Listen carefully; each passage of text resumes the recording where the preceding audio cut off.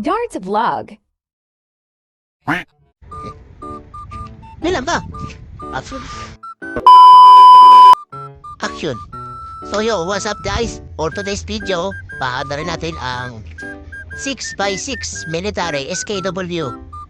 Papaanda natin ito guys kasi matagal na stop. Matagal na stop. Dito ka sakit, tumingin, pumukus ka. Matagal na kasi itong stop. So papaanda rin natin ito guys. So tara, samahan niyo ako.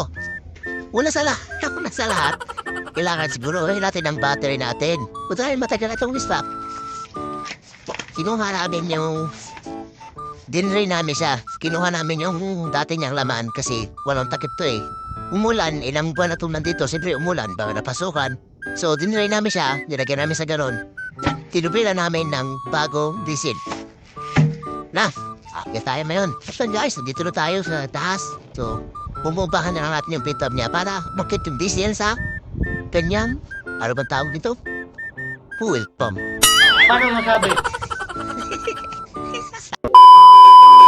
Kumbayin natin ang pin-pump niya para umabot sa full pump. Correct me if I'm wrong. Basta ito muna parang pure niya na doon eh. Ito na ito. So bumambahin natin yan para pumunta siya dito. Ito tapos titrain natin ito kung maawas. Ibig sabihin umakit na dito yung diesel niya. Kaya nalobas na guys. So subukan natin siyang start ngayon. Nang nakasum to doon. Sino mo? Sabi ko na eh, napasum eh. So yun, nag-spark ang battery guys. Kailangan natin i-fix. Yeah! Kasama. Op! Op, op, op! Alam na, alam. Okay! Op!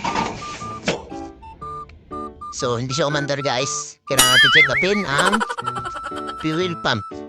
Guys, pupumbahin natin sa pangalawang pagkakataon guys. Huwag kayo iiyak. Panoorin nyo. Actually guys, hindi para po totoong mekaniko sa totoo lang. Karabong driver. Ito sa akin, based on my experience lamang. Di totoo yan.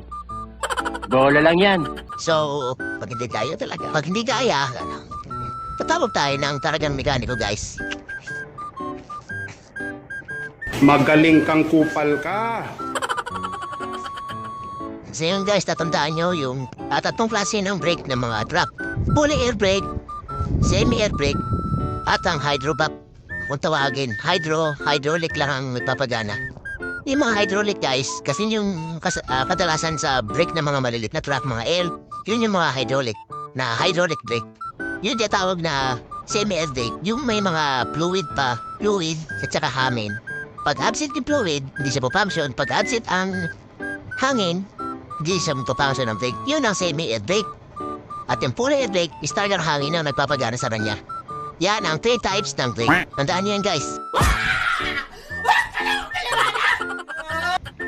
Yeah!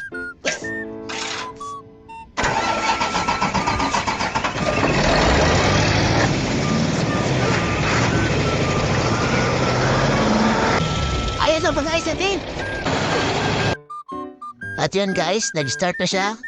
Maraming salamat sa panonood. God bless sa lahat and more power.